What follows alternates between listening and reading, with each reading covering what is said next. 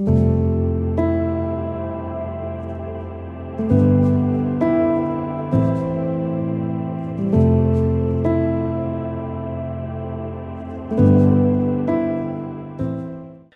is a dark night of the soul? I personally found this term a little bit misleading when I first found it. At the same time, it sounds pretty interesting. It sounds pretty powerful, doesn't it? It also sounds mysterious. Why, through time and through my own ascension and increase in consciousness, I found this term to be not accurate, is because the soul, your soul, in itself does not have a dark night or a difficult time in that sense, because the soul is your highest self, highest self. And as such, having a dark night of the soul is really just having a dark night of the ego. That's really what that is. It's the egoic, fear-based human interpretation of what is going on in life, and intertwining that and integrating that with spirituality.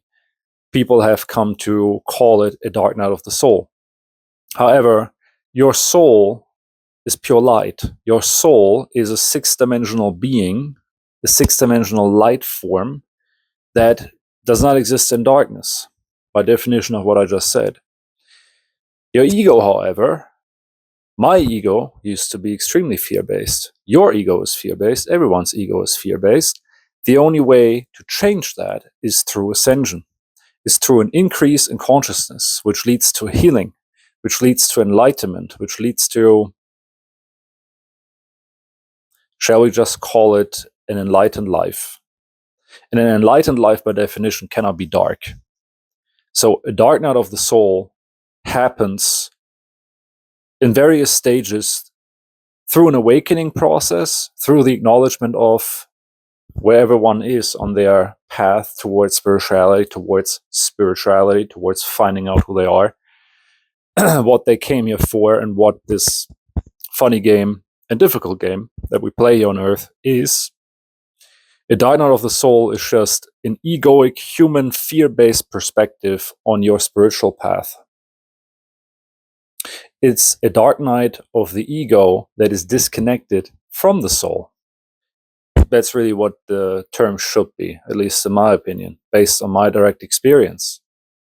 So whenever people say, and you might have used this yourself or you've come across it, I mean, perhaps this is the first time you come across it. In that case, I would say good for you, because if you start off with the right, based on frequency, based on definitions, if you start off with the right definitions, things are a lot easier. And things are a lot easier to navigate, because there's so many terms amongst humanity, amongst humans that also completely unconscious humans still, that have absolutely nothing to do with spirituality. Terms that change their meaning based on, well, in more recent history, scientific, call it scientific enlightenment, call it scientific knowledge, scientific defining based on evidence-based, perception-based. Evidence is perception, but a different approach to reality. Let's put it that way. Science has been a very different approach to reality than religion, obviously. Unfortunately, recently it kind of turned into a religion, but that's a different topic. Dark night of the soul means two things. One, you are going through shadow work. You are going through a dark time in your life. You're going through difficulties. You're going through, well, whatever your specific situation is. It also means that if you have the conscious perception of, I'm going through a dark night of the soul, based on this definition that many people have, and how many people like to explain that process, it also means that you have an awakening. Because you cannot really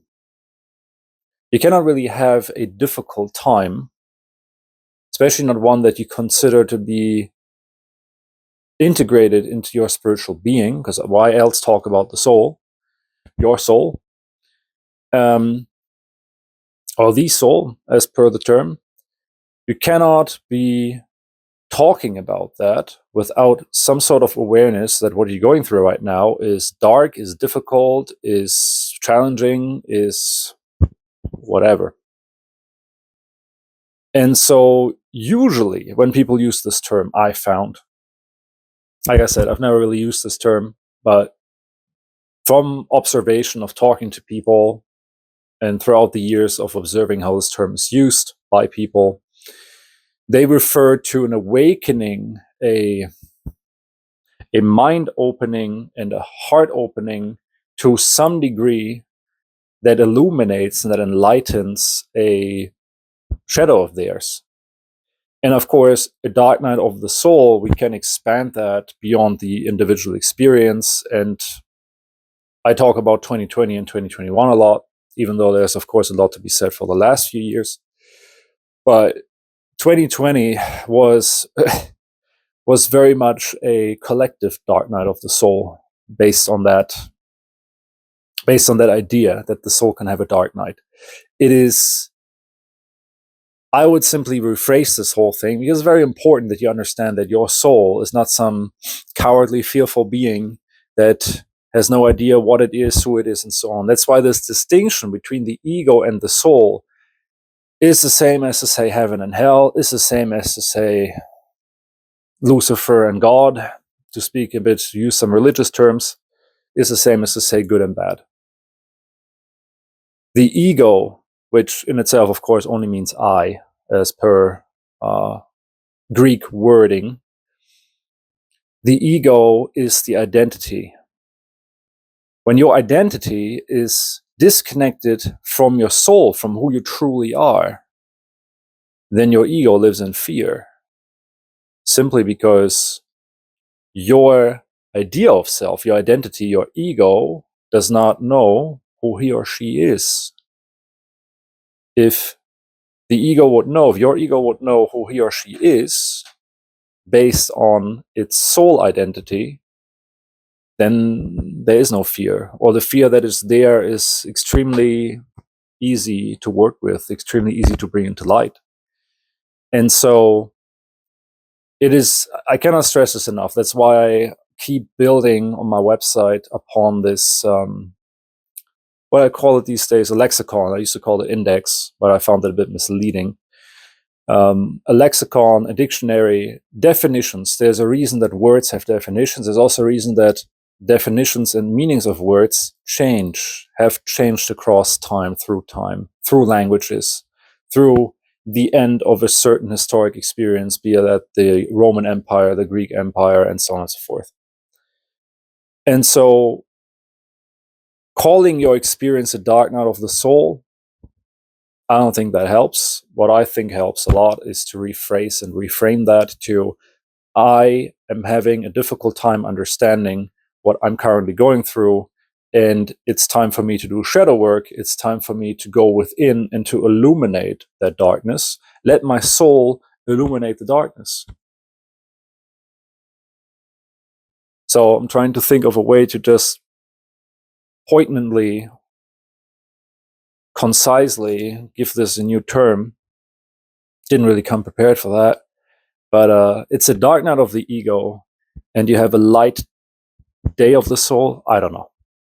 The day illuminates the night, does it not? And why be afraid of the dark? In that example of the night, why are people much more afraid at night? They can't see as far. They expect people, perhaps themselves, to have lower frequent intentions than during the day, and so on and so forth.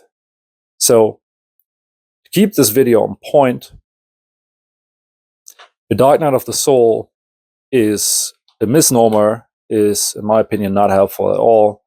Your soul is a light being. Your soul illuminates your darkness, your fears, your shadows, your whatever it is specifically that you need to work upon.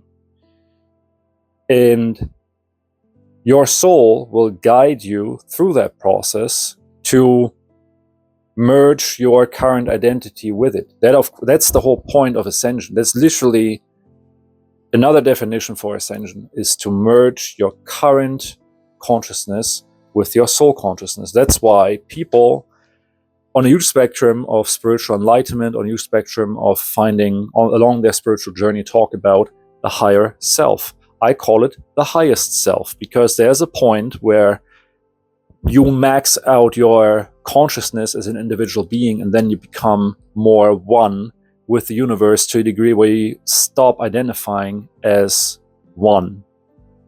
And that is something that people in various ways, especially with plant medicine, usually of different sorts, be that ayahuasca or psilocybin and so on, that people can somewhat identify with. There's also a lot of people who've talked about an ego death, also induced by substances like LSD, for example. Of course, it doesn't have to be one of those. It can also simply come from a meditation, but that depends on who you are, what your practice is, and how receptive you are. The different modalities work for different people. The more you find what works for you, the easier it will be to connect to your soul, to no longer have a dark night of the soul or a dark night of the ego, so that your soul can illuminate and replace your ego. That is the point. That is what you want to work towards. It's the same as to say self-improvement. It's the same as to say becoming a better person, becoming a better human, bringing light into the world, whatever terminology you enjoy. That is the essence of it. So a dark night of the soul is a dark night of the ego, and the soul is your soul. Your soul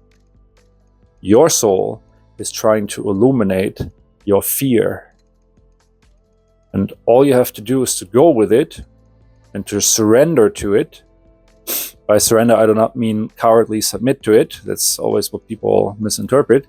By surrender, I mean to trust and to go with the flow and to follow this intuition, to follow your soul, which is the same as to say follow your heart.